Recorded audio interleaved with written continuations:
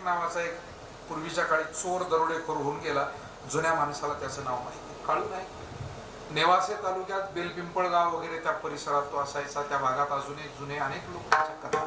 कलेक्टरने बक्षीस ठेवलं होतं त्या काळच्या स्वातंत्र्यपूर्व काळात त्याला पकडण्यासाठी. पण असं म्हणतात की तो इतका नीतिमूल्यानं वागत होता की जर एखादी आईचं लेकरू रडायला लागलं तर ती आई म्हणायची, कार्ट्या रडू नको, नाहीतर काळू मामाला सांगेल. बरं, काळू मामाला सांगेल म्हटलं की, आणि चुकून जर तो कुठे लपून छपून बसलेला आणि त्यानं हे ऐकलं, शेतात चाललेल्या बाया लेकराला म्हणले काळू मामाला सांग, तो यायचा आणि तिची बोळवण करायचा, दाग दागिने कपडे लत्ते देऊन की बाई तुम्हाला भाऊ म्हटलेस, या लेकराचा जर मी मामा आहे तर घाबरू नको, कधी काळी काही संकट आलं तर मला सांग. मला असं वाटतं दुष्ट दुर्जन चोरीच्या क्षेत्रातली माणसं सुद्धा संस्कृती पाळत होते, शील सांभाळत होते, नीतिमूल्य पाळत होते. आज अध्यात्माच्या क्षेत्रात सुद्धा कलंक लागतोय. ही खरंच शरमेची बाब आहे. आणि तुमच्या माझ्या सारख्याला हे काही फार भूषणावं वाटतंय असं मात्र नाही. विठाला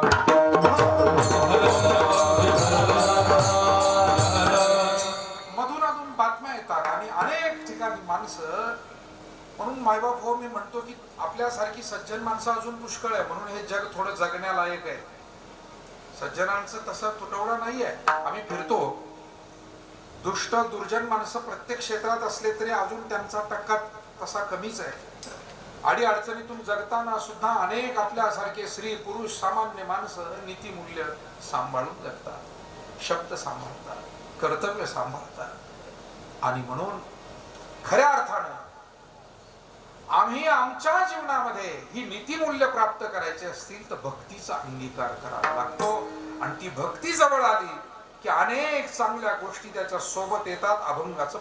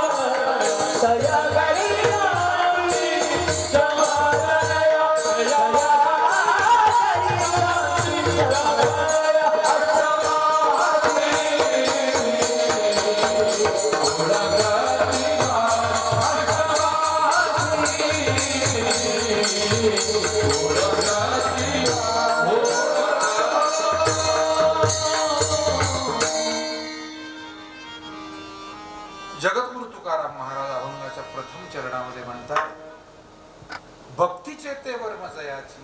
किती वाजले? 10:30 थांबलंय घड्याळ. बरं झालं विचारून घेतलं. अहो बंद पडलंय, त्याचं हे संपलं वाटतं. भगवान पाटील हे घड्याळ सुद्धा तुमच्याकडे आल्यानंतर जरा त्याला बरं वाटतंय, त्याला वाटतं नको पळायला, जरा थांबावं, चांगली माणसं आहे. विठाला माझं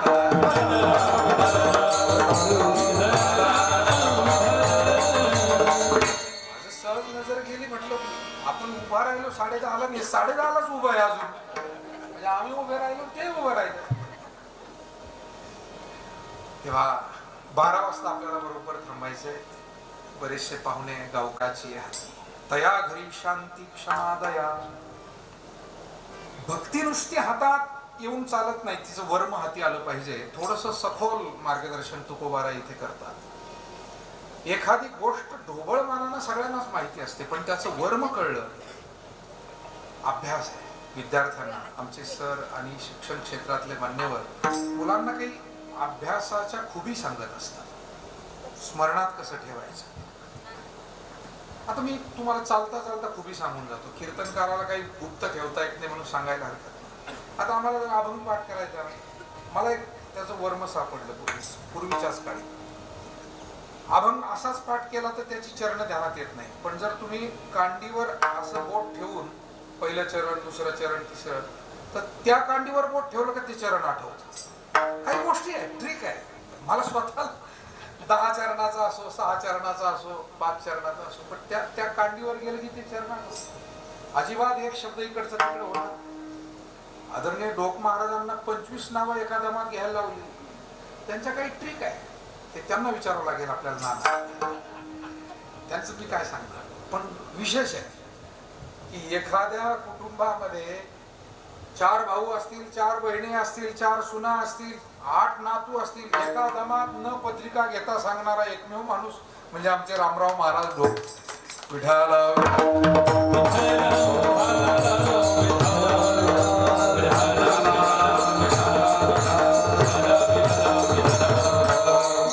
आपल्या परिसरावर त्यांचं खूप मोठं प्रेम आहे. तांबे परिवार काय, गिलक परिवार काय, कायमचं येणं जाणं आहे. आणि पहिलं पुण्यस्मरण महाराजांनीच या ठिकाणी मागच्या वर्षी केलं. त्याही वेळेला शेवटच्या वेळेला आम्ही आलो होतो. आणि गावासाठी इलक कुटुंबियांनी, या बंधूंनी स्वर्गरथ त्या ठिकाणी अमरधाम मध्ये कुणाचाही देहांत झाला, मृत्यू झाला की त्याला घेऊन जाण्यासाठीची सोय. कारण आता सगळेच लोक वाडी वस्तीवर पांगले आणि त्या गोष्टीची आवश्यकता खेड्यापाड्यात सुद्धा निर्माण झाली. आणि ते एक मोठं काम मागच्या वर्षी समाजसेवेचं काम, सतत समाजसेवा, धार्मिक सेवा हे कुटुंब करतंय. मागील वर्षी सुद्धा एक मोठं काम केलंय. विठाला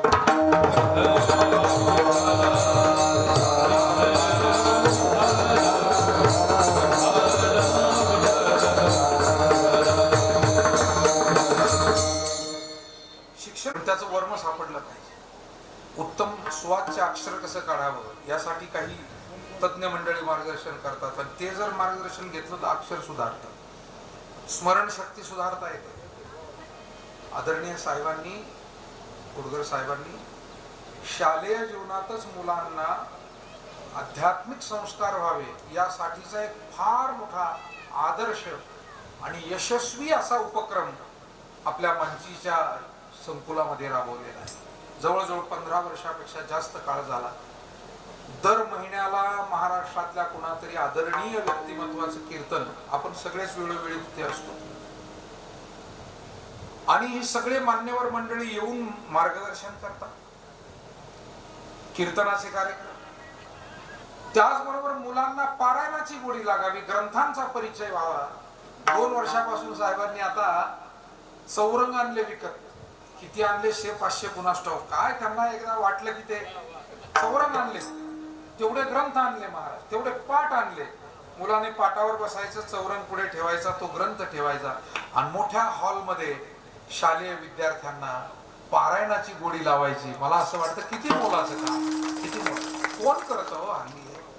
लोक डीजे आणतील पण ग्रंथाला चौरंग कोण आणतंय?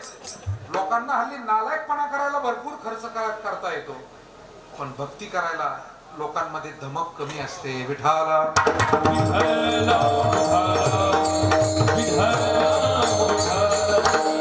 दारू पाजतील, डीजे वाजवतील, धिंगाणा घालतील, पण स्वतःच्या घरामध्ये जर ज्ञानेश्वरी ग्रंथ म्हातारा माणूस आणा म्हणलं तर एक ज्ञानेश्वरी सारखा ग्रंथ 500-700 रुपयाचा लोक लवकर घरी आणत नाही, गाथा आणत नाही, भागवत आणत नाही.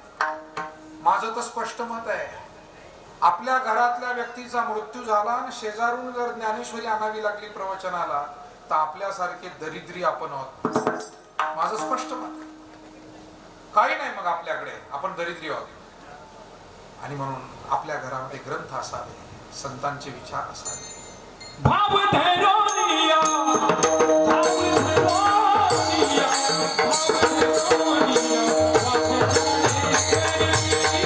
भाव धरोनिया, भाव धरोनिया, भाव ज्ञानेश्वरी कृपा करी हरी थयावरी. आपल्याला जे जे करायचंय त्याचं वर्म कळलं पाहिजे. शिक्षण घ्यायचंय तर ते योग्य तऱ्हेनं संस्मरणीय होईल आणि आपल्या उत्क्रांतीला कारण ठरेल असं घ्यावं. भक्ती करायची ती सुद्धा भावयुक्त करावी. भक्तीचं वर्म काय? त्या भक्तीतला भाव, जिव्हाळा. जाणे भक्तीचा जिव्हाळा तोची दैवाचा पुतळा असं म्हटलं. भक्त तर अनेक आहेत जगात. भक्तीच्या नावाचा वेळ वाया जाऊ नये, तुमचे श्रम वाया जाऊ नये, तुमची भावना सुद्धा अनाठाई जाऊ नये. तुम्ही चुकीच्या गोष्टी करू नका. ईश्वर आहे या जगाचा करता करीता, पण त्याला नीट समजून घ्या. तुका म्हणे अवघे आंधळे हे जन गेले विसरून खऱ्या देवा. महाराजांना वाटतंय जगामध्ये अंधश्रद्धा जर फोपावली तर खरा देव, खरा धर्म, खरी भक्ती, खरा विचार लोपून जाईल आणि आपल्यालाच त्याचं नुकसान होईल. जसं औषध घेतलं पण रोगासाठी जे आवश्यक आहे ते न घेता अज्ञानी माणसाच्या मार्गदर्शनानं चुकीचंच औषध घेतलं तर आजार बरा होण्यापेक्षा त्याचे दुष्परिणाम होतील, आजार वाढीस लागेल. मला वाटतं भक्तीच्या नावाखाली अंधश्रद्धा नको. भक्ती ही भावशुद्ध असावी, प्रेमळपणानं असावी. आणि भक्तीचं नुसतं वरपंगही नको. तुका म्हणे नको वरपंग देवा. घेई माझी सेवा भावशुद्ध, घेई माझी सेवा भावशुद्ध, घेई माझी सेवा तुका म्हणे नको वरपंग देवा. घेई माझी सेवा भावशुद्ध, घेई माझी सेवा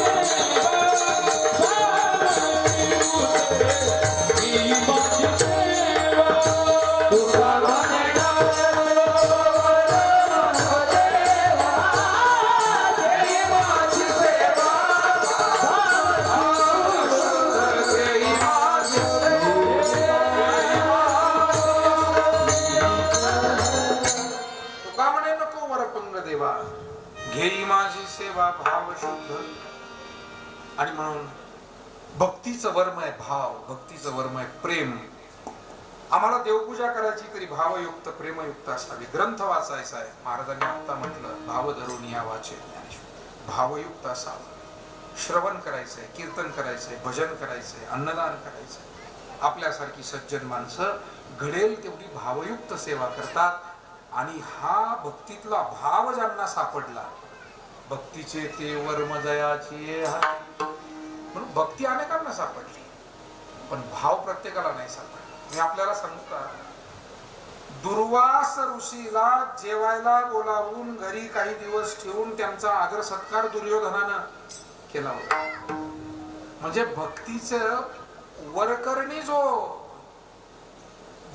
दिखावा आहे तो अनेक दुष्टही करतो, सज्जन करतो. हल्ली तर रामकृष्ण हरी सगळेच म्हणतात. जे रामाच्या मंदिरात आयुष्यात गेले नाही ते सुद्धा भाषण संपवताना म्हणतात रामकृष्ण हरी विठ्ठल.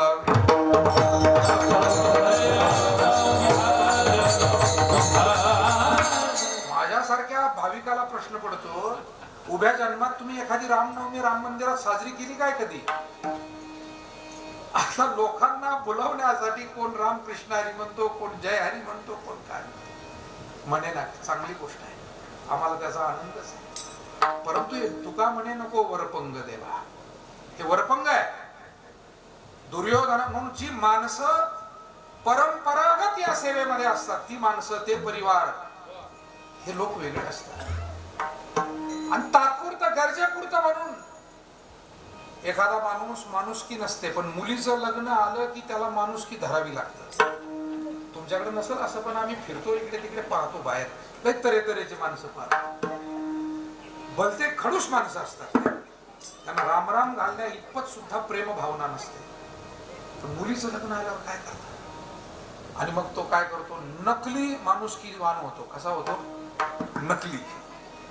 बरं, त्याची नक्कल किती दिवस टिकते?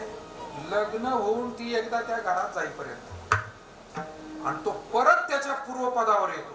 आणि म्हणून जी खरी माणुसकीची माणसं आहे ते मरेपर्यंत. निवृत्ती पाटलांसारखी जी जुनी पिढी, आपल्यासारखे अनेक सज्जन परिवार, इथे वरपंग नाही आहे.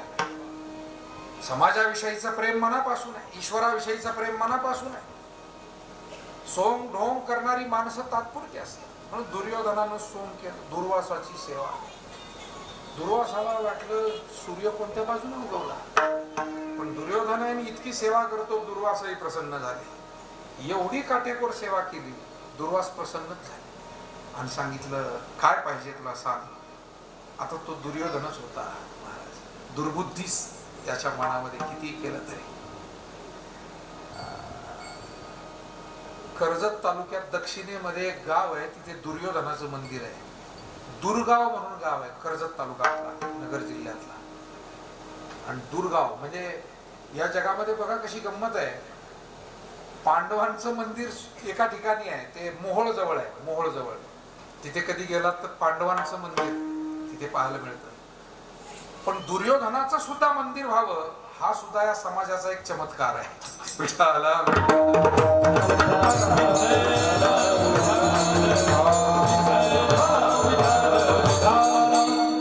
आणि म्हणून अशा दुष्प्रवृत्तीला सपोर्ट करणं हे काय आजच्या काळात घडतं असं नाही. किती वाईट दुष्ट माणूस असू द्या, आपल्या स्वार्थासाठी लोक कधी कधी दुष्टालाही सज्जन ठरवतात. दुर्योधनाचं कुठं मंदिर बांधावं काय? आता ही केवढी अवनती आहे विचारांची. पण आहे काही ठिकाणी, भारतात असे काही ठिकाणं आहेत. केरळमध्ये सुद्धा एक ठिकाणी मी एक दिवस ते सगळं पाहत होतो. दुर्मिळ आहे पण आहेत.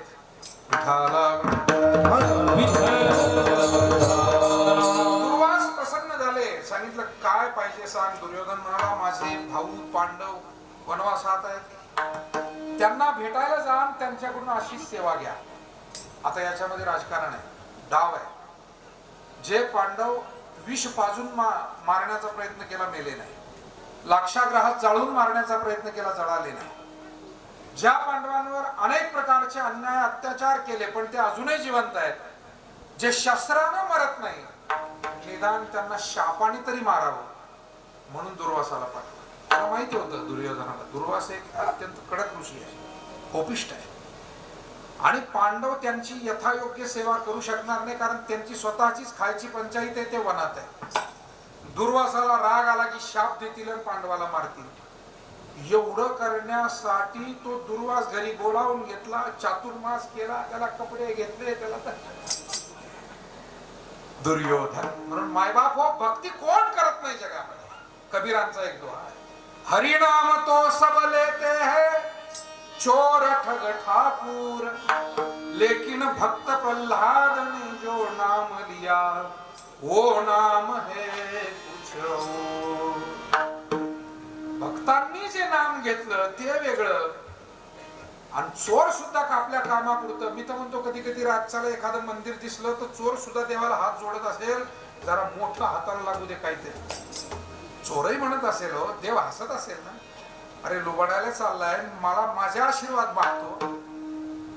पण आहे गंमत या जगामध्ये, श्रद्धामयोयम पुरुषो यो यश्रद्धस एव सहा.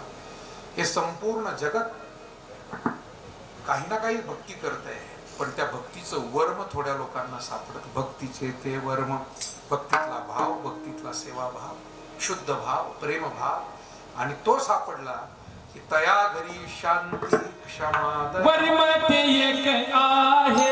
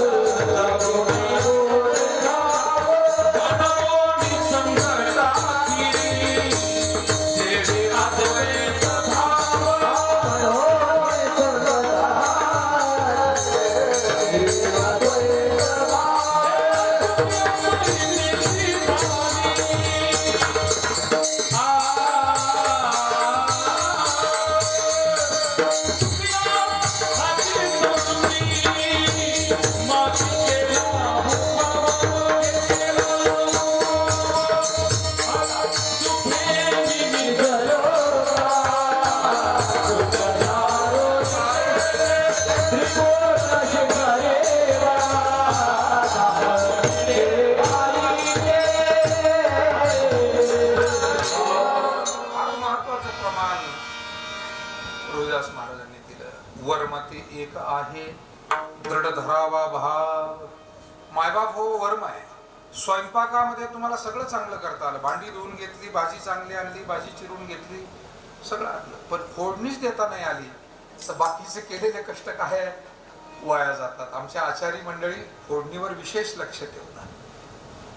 काही गोष्टी अशा असतात की त्या अत्यंत महत्वाच्या. हे गायन वादन आहे, त्याच्यामध्ये तुम्ही चांगला राग काढला, सुरुवात केली, आलापी सुरू झाली, पण सगळं होताना समारोप जर समेवर झाला नाही तर मग ते सगळंच काय झालं, अवघ विस्कळीत झालं नाही का. तसंच आहे, वर्म चुकलं, चुकली या वर्म आणि मग वर्म ते एक आहे दृढ धरावा भाव. जाणीव नागवण नेदी लागो ते ठाव म्हणून संगटा की सेव्याद्वैत भाव. या पद्धतीनं आपल्याला अंतःकरणामध्ये हा भक्तिभाव, आणि तो जिथे आहे दया घरी शांती क्षमा दया. जिथे भाव आहे तिथे शांती आहे, तिथे क्षमा आहे, तिथे दया आहे. मला वाटतं गरज आहे. कुटुंब सुद्धा चालतात ना, हे प्रत्येक वेळेला तुम्ही खूप क्रोधिष्ट होऊन चालत नाही. कधीतरी तुम्हाला एखादा विषय असा येतो की राग चिडण्यासारखा विषय आहे, पण तरी सुद्धा स्वतःवर नियंत्रण ठेवावं लागतं, आणि ते ठेवलं तरच त्यातून काही चांगलं निष्पन्न होतं. कुटुंब टिकतात, संबंध टिकतात, अडचणीतून मार्ग निघत जातात. अडचणी येतातच, परमेश्वरासमोर आल्या आपण काय, पण त्या वेळी थोडस शांतपणानं. काय झालं, एका हिरे विकणारानं 2 हिरे आणले राजाकडे विकायला. एका राजाकडे सांगितलं, राजेसाहेब एक याच्यातला नकली आहे, एक असली आहे, ओळखून दाखवा, मी देऊन टाकेल तुम्हाला, अर्पण करेल तुम्हाला, पण नकली कोणता ना असली कोणता ओळखा. राजाला काही समजेना. अनेक तज्ञांना दाखवलं, इतके हुबेहूब होते. एक काचेचा होता नकली बनवलेला आणि एक असली हिरा होता, पण इतके सारखे, दोन्ही दिसती सारखे. एक वयस्कर माणूस, अनुभवी जाणता, तो राजाकडे आला दरबारात. म्हणला, राजेसाहेब मी या हिऱ्याची परीक्षा करू का? मला थोडंफार या बाबतीमध्ये माहिती आहे, वाचलंय, ऐकलंय, करा. शेवटी वयोवृद्ध माणसं ही अनुभवाने समृद्ध असतात, हे आपण ध्यानात. मला वाटतं नव्या पिढीचं आधुनिक ज्ञान आणि जुन्या पिढीचं अनुभवाचं ज्ञान जर एकत्र आणलं गेलं तर जगामध्ये खूप काही चांगलं आपल्याला करता येईल, आणि त्या ठिकाणी चांगलं होत आहे. जिथे जिथे या 2 गोष्टी एकत्र येतात साहेब, तिथे नक्कीच विशेष काम आपल्याला दिसतं. जुन्या नव्याची सांगड घालणं फार आवश्यक आहे. आणि म्हणून त्या वयस्कर माणसानं ते हिरे घेतले, उन्हात ठेवले 10-20 मिनिट राजाच्या परवानगीने, आणि ते आणल्यानंतर त्यानं हात लावून पाहिलं आणि सांगितलं, त्या जो आला होता राजाकडे विद्वान माणूस ते हिरे घेऊन, त्याला सांगितले, पा हा नकली आहे आणि हा असली आहे. कसं ओळखलं? म्हणजे जो नकली आहे तो फार थोड्या कारणानं थोडक्या वेळेत गरम झाला. म्हणे काय झाला? गरम झाला. आणि हा जो असली आहे ना, हा मात्र जरा स्थिर आहे, शांत आहे. मला वाटतं बस एवढं जरी आजच्या पिढीला कळलं, नाही तर वेळोवेळी दिवसभरामध्ये 12 तासात 24 वेळा गरम होतात ही माणसं. आईला वाईट बोलते, पत्नीला वाईट बोलते, भावाला वाईट बोलते, एखाद्याशी काही रस्त्यावर उज्जत झाली तिथंच तंडत बसतील विनाकारणच. भांडणाची जिथे गरज आहे ना तिथे जरूर तुम्ही तुमच्या मनगटातली ताकद दाखवा, पण वाया ताकद आपली दाखवून स्वतःचा असं का करून घ्यायचं. विठाला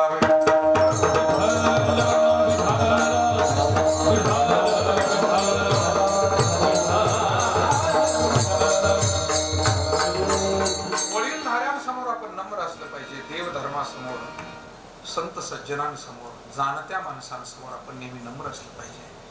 उद्धटपणा, उद्दामपणा हा नरकाला घेऊन जातो. दुर्योधनाचा अंत फार वाईट झाला. तो केवळ एका दुर्गुणामुळे, अहंकार, उद्धटपणा हा जो त्याच्या जवळचा दुर्गुण होता, आणि त्यानं त्याचे संपूर्ण 100 भाऊ संपले, राज्य संपलं, आणि त्याचा अंत अतिशय दुःखद झाला. मी ते सांगणार नाही. मला एवढंच सांगायचंय की निवृत्ती पाटलांसारखी माणसं या जगामध्ये येतात, जे स्वतःचा प्रपंच उभा करता करता समाजाच्याही प्रपंचाला हातभार लावतात. आपलं घर मोठं व्हावं तसं आपलं गाव मोठं व्हावं, आपला परिसर मोठा व्हावा, 4 माणसं आपल्याप्रमाणे पुढे जावी यासाठी 4 लोकांच्या कामामध्ये सतत उपयोगी पडतात. आणि म्हणून अशी माणसं गेल्यानंतर सुद्धा संस्मरणीय राहतात. ती पुण्यवान माणसं असतात. तया घरी शांती क्षमा दया, आणि अशी आध्यात्मिक सेवा भावनेनं जगलेली ही माणसं, अशी आदर्श कुटुंब, तिथे शांती असते, क्षमा असते. अनेक ठिकाणी प्रतिकार करण्याची ताकद असली तरी गरज ज्या वेळेला आहे क्षमा करण्याची त्यावेळेला क्षमा केली पाहिजे. ज्या वेळेला प्रतिकार करायचा करावा, पण ज्या वेळेला क्षमा करायची. द्रौपदीनं अश्वत्थाम्याला क्षमा केली, महाभारतातला प्रसंग आहे. कारण तो गुरुपुत्र होता. द्रौपदीची 5 मुलं त्यानं मारली होती कपटानं, झोपलेली मुलं मारली. पण तरी सुद्धा जेव्हा अश्वत्थाम्याला धरून आणलं, भीमदादाने सांगितलं, सांग द्रौपदी मी याला काय दंड देऊ. त्यावेळेला द्रौपदीने सांगितलं, जाऊ द्या, माझी मुलं गेलीत, पण त्याला आता मारू नका, कारण त्याच्या वडिलांनी तुम्हाला शिकवलेलं आहे, हे ऋण माझ्या ध्यानात आहे. सज्जन माणसं इतकी सज्जन असतात, ते इतकं वाईट घडून सुद्धा उपकारच ध्यानात ठेवतात, अपकाराकडे लक्ष देत नाही. आणि म्हणून क्षमा जिथे करायची तिथे केली पाहिजे. तया घरी शांती क्षमा दया. इतकंच नाही, त्या घरी काय, अष्टमहा सिद्धी ओळंगती द्वारे नवजती दुरिद वडिता. भगवंताची भक्ती, सद्गुण एकत्र आले की हळूहळू तिथे सिद्धीही प्राप्त होऊ लागते, समृद्धीही येऊ लागते. थोडा वेळ जातो घडामोडी घडायला, परंतु आपण सद्गुणांची कास सोडू नये, सद्विचार सोडू नये. निश्चित जीवनात परिवर्तन होतं आणि जीवनात चांगलं उत्तम घडत असतं. म्हणून अष्टमहासिद्धी ओळंगती द्वारी नवजती दुरिद वडिता. तेथे दुष्ट गुण न मिळे विशेष. महाराज म्हणतात, अष्टमहासिद्धी दारात आल्या म्हणजे सगळं ऐश्वर्य तुमच्या घरी आलं, पण ज्याच्या घरात भक्ती आहे, संत विचार आहे, सद्विचार आहे, तेथे दुष्ट गुण न मिळे निशेष. चैतन्याचा वास झाला माझी. दुष्ट गुण नाहीये या जगामध्ये. अनेक अशी सामर्थ्यवान माणसं आहेत की जी सज्जन आहेत आजही. पूर्वी अनेक सज्जनतेने जगली, दुष्ट गुणांचा त्याने आश्रय केला नाही तर फार फार काळ वेळ लागत नाही. एखाद्या माणसाकडे जर एखाद दिवशी 500 रुपये एक्स्ट्रा असले ना तरी त्याला वाईट खाय प्यायला वेळ लागत नाही, कारण ती बुद्धीच एवढी हलकी असते, संस्कारच एवढे चुकीचे असतात. आणि म्हणून सामर्थ्य अनेकांकडे येतं पण ते टिकत नाही. मोठं उदाहरण सांगतो, स्वर्ग राक्षसांनी मिळवला पण तो दवडला, तो टिकवता आला नाही. विठाला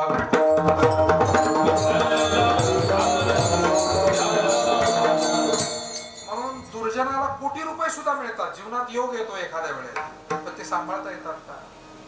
दुर्जनालाही सन्मान मिळतो पण त्यानं निदान तिथून पुढे तरी तो सन्मान सांभाळावा ना. पण आपल्याकडे म्हणणं आहे कुत्र्याची शक्ती, तो पुन्हा त्याच्या दुष्ट वाटेला जातो. पण ज्या घरामध्ये भक्ती आहे, तुकोबारायांची भाषा आहे, माझी नाही आहे, तेथे दुष्ट गुण न मिळे निशेष. चैतन्याचा वास झाला माझी. संतुष्ट हे चित्त सदा सर्व काळ. तुटली हळहळ त्रिगुणाची. अशी माणसं ज्यांनी भक्तीचा अंगीकार केला, भक्तीतलं वर्म भाव सापडला, महाराज म्हणतात त्यांचं चित्त संतुष्ट असतं. सामान्य माणसाचं चित्त ते भौतिकतेवर अवलंबून असतं. म्हणजे काही मिळालं तर ते जरा बरे दिसतात आणि काही गमावलं तर ते खूपच दुःखी दिसतात. पण ज्यांना सेवेतून संतुष्टता मिळालेली आहे, सद्गुणातून मिळालेली आहे, भक्तीतून मिळालेली आहे, ते तुकाराम महाराजांसारखे आलं गेलं तरी त्यांच्या संतुष्टतेवर कोणताही परिणाम होत नाही. गीतेमध्ये म्हटलं संतुष्ट सततम योगी यदात्मा दृढ निश्चय. जे सतत संतुष्ट आहे, कधी संतुष्ट आणि कधी असंतुष्ट, हे सामान्य माणसाचं ज्याचं चित्त भौतिकतेत प्रपंचात जास्त गुंतलंय त्याचा दोष आहे. पण जो भक्तीत ज्यानं चित्त गुंतवलंय संतुष्ट, हे चित्त सदा सर्व काळ तुटली हळहळ त्रिगुणाची सत्व रज तम. या त्रिगुणाची ही आता हळहळ, याचे परिणाम जीवनातले आता संपलेले आहेत आणि भगवंताचं सानिध्य आणि त्याचा आशीर्वाद आता अशा लोकांना प्राप्त होतो. अभंगाचं शेवटचं तुका म्हणे त्याचा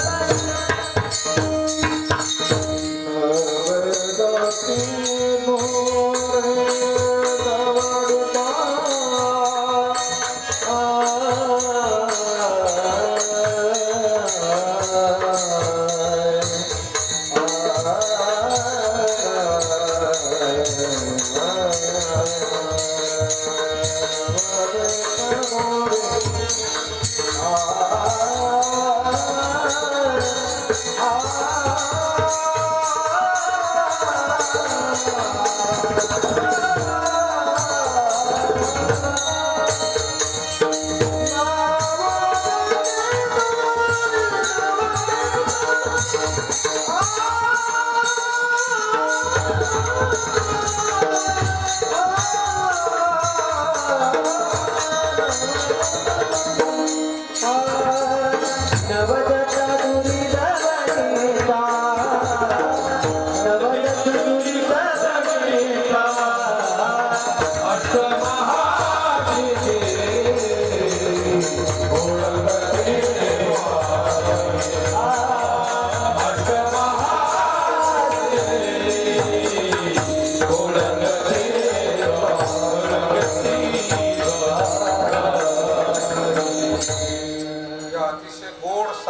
सगळ्या गायक वादक मंडळीसाठी एकदा करतात ना, हे प्रत्येक वेळेला तुम्ही खूप क्रोधिष्ट होऊन चालत नाही. कधीतरी तुम्हाला एखादा विषय असा येतो की राग चिडण्यासारखा विषय आहे, पण तरी सुद्धा स्वतःवर नियंत्रण ठेवावं लागतं आणि ते ठेवलं तरच त्यातून काही चांगलं निष्पन्न होतं. कुटुंब टिकतात, संबंध टिकतात, अडचणीतून मार्ग निघत जातात. अडचणी येतातच, परमेश्वरासमोर आल्या आपण काय आहोत. पण त्या वेळी थोडस शांतपणानं काय झालं, एका हिरे विकणारानं 2 हिरे आणले राजाकडे विकायला. एका राजाकडे सांगितलं, राजेसाहेब एक याच्यातला नकली आहे, एक असली आहे, ओळखून दाखवा, मी देऊन टाकेल तुम्हाला, अर्पण करील तुम्हाला, पण नकली कोणता आणि असली कोणता ओळखा. राजाला काही समजेना. अनेक तज्ञांना दाखवलं, इतके हुबेहूब होते. एक काचेचा होता नकली बनवलेला आणि एक असली हिरा होता, पण इतके सारखे, दोन्ही दिसती सारखे. एक वयस्कर माणूस, अनुभवी जाणता, तो राजाकडे आला दरबारात. म्हणला, राजेसाहेब, मी या हिऱ्याची परीक्षा करू का? मला थोडंफार या बाबतीमध्ये माहिती आहे, वाचलंय, ऐकलंय, करा. शेवटी वयोवृद्ध माणसं ही अनुभवाने समृद्ध असतात, हे आपण ध्यानात. मला वाटतं नव्या पिढीचं आधुनिक ज्ञान आणि जुन्या पिढीचं अनुभवाचं ज्ञान जर एकत्र आणलं गेलं तर जगामध्ये खूप काही चांगलं आपल्याला करता येईल आणि त्या ठिकाणी चांगलं होत आहे. जिथे जिथे या 2 गोष्टी एकत्र येतात साहेब, तिथे नक्कीच विशेष काम आपल्याला दिसतं. जुन्या नव्याची सांगड घालणं फार आवश्यक आहे. आणि म्हणून त्या वयस्कर माणसानं ते हिरे घेतले, उन्हात ठेवले 10-20 मिनिट राजाच्या परवानगीने, आणि ते आणल्यानंतर त्यानं हात लावून पाहिलं आणि सांगितलं, त्या जो आला होता राजाकडे विद्वान माणूस ते हिरे घेऊन, त्याला सांगितले, पा हा नकली आहे आणि हा असली आहे. कसं ओळखलं? म्हणजे जो नकली आहे तो फार थोड्या कारणानं थोडक्या वेळेत गरम झाला. म्हणे काय झाला? गरम झाला. आणि हा जो असली आहे ना, हा मात्र जरा स्थिर आहे, शांत आहे. मला वाटतं बस एवढं जरी आजच्या पिढीला कळलं, तर वेळोवेळी दिवसभरामध्ये 12 तासात 24 वेळा गरम होतात ही माणसं. आईला वाईट बोलते, पत्नीला वाईट बोलते, भावाला वाईट बोलते, एखाद्याशी काही रस्त्यावर उज्जत झाली तिथंच तंडत बसते विनाकारणच. भांडणाची जिथे गरज आहे ना, तिथे जरूर तुम्ही तुमच्या मनगटातली ताकद दाखवा, पण वाया ताकद आपली दाखवून स्वतःचा असं का करून घ्यायचं. विठाला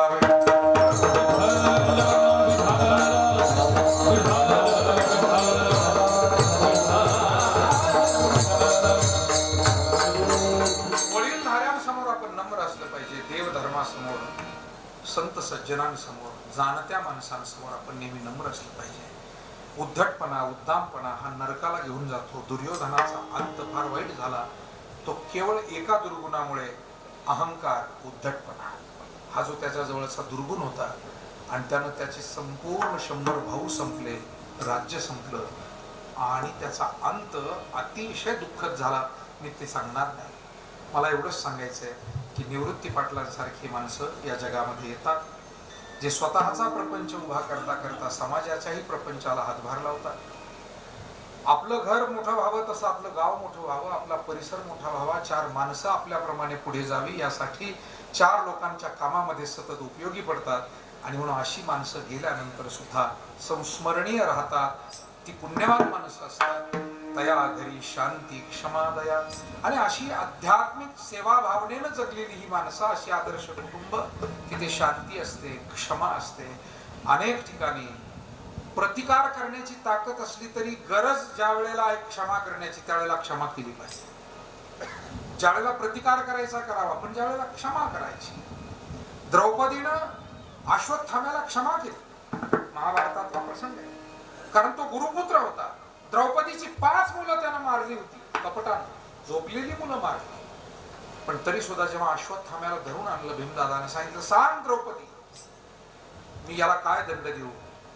त्यावेळेला द्रौपदीने सांगितलं, जाऊ द्या, माझी मुलं गेलीत, पण त्याला आता मारू नका, कारण त्याच्या वडिलांनी तुम्हाला शिकवलेलं आहे, हे ऋण माझ्या ध्यानात आहे. सज्जन माणसं इतकी सज्जन असतात, ते इतकं वाईट घडून सुद्धा उपकारच ध्यानात ठेवतात, अपकाराकडे लक्ष देत नाही.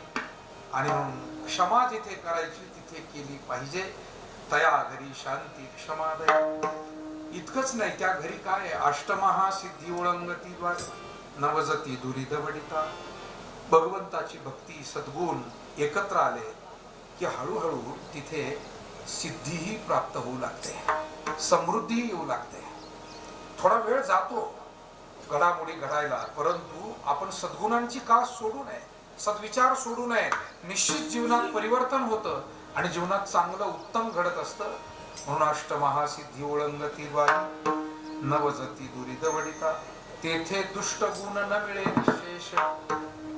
महाराज म्हणतात अष्टमहासिद्धी दारात आल्या म्हणजे सगळं ऐश्वर्य तुमच्या घरी आलं, पण ज्याच्या घरात भक्ती आहे, संत विचार आहे, सद्विचार आहे, तेथे दुष्ट गुण न मिळे निशेष. चैतन्याचा वास झाला माझी. दुष्ट गुण नाहीये या जगामध्ये. अनेक अशी सामर्थ्यवान माणसं आहेत की जी सज्जन आहेत आजही. पूर्वी अनेक सज्जनतेने जगली, दुष्ट गुणांचा त्याने आश्रय केला नाही तर फार फार काळ वेळ लागत नाही. एखाद्या माणसाकडे जर एखाद दिवशी 500 रुपये एक्स्ट्रा असले ना तरी त्याला वाईट खाय प्यायला वेळ लागत नाही, कारण ती बुद्धीच एवढी हलकी असते, संस्कारच एवढे चुकीचे असतात. आणि म्हणून सामर्थ्य अनेकांकडे येतं पण ते टिकत नाही. मोठं उदाहरण सांगतो. स्वर्ग राक्षसांनी मिळवला पण तो दवडला, तो टिकवता आला नाही. विठाला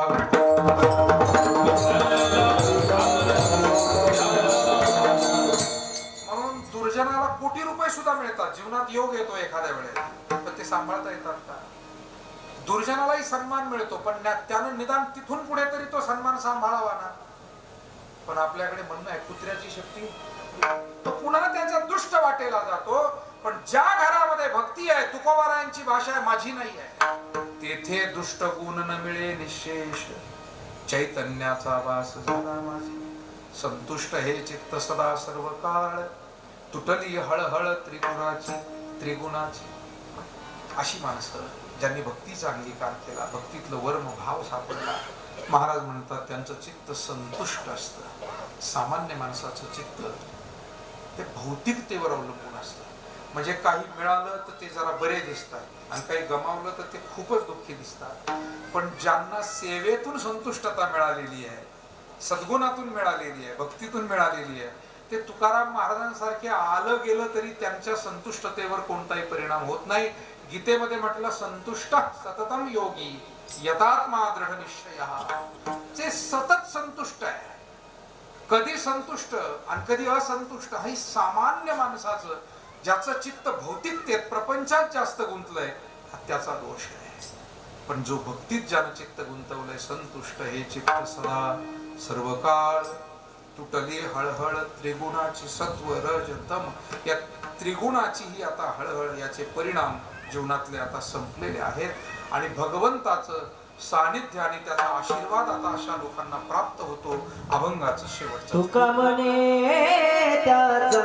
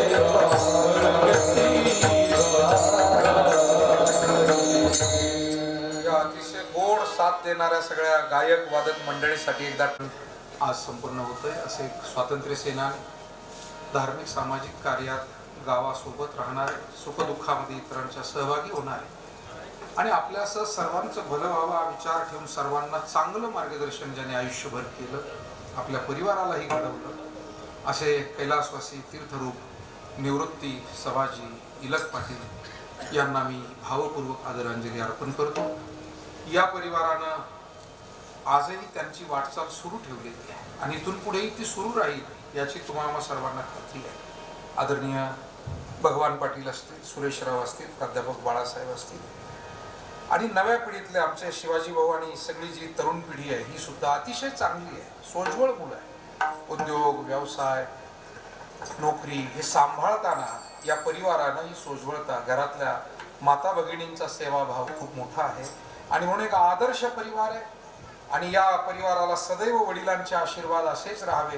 या परिवाराची इथून पुढील काळात सुद्धा जी वाटचाल आहे ती अत्यंत यशस्वी, चांगली व्हावी. आदरणीय निवृत्ती पाटील, आदरणीय आंधळे सर हे नंतर 2 शब्द बोलणार असल्यामुळे आपण पुढे उठू.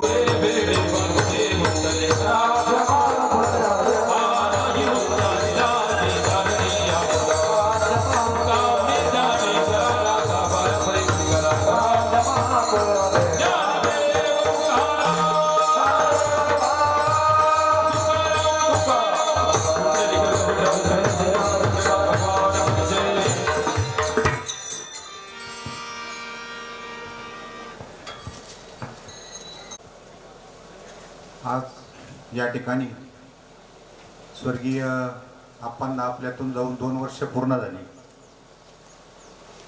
आणि त्यांच्या द्वितीय पुण्यस्मरणानिमित्त आज या ठिकाणी हरिभक्तपरायण गुरुवर्य उद्धवजी महाराज मंडलिक यांनी आपल्यासमोर जी काही कीर्तन रिप्पी सेवा सादर केली त्याबद्दल मी महाराजांना आपल्या सर्वांच्या वतीने प्रथमतः धन्यवाद देतो.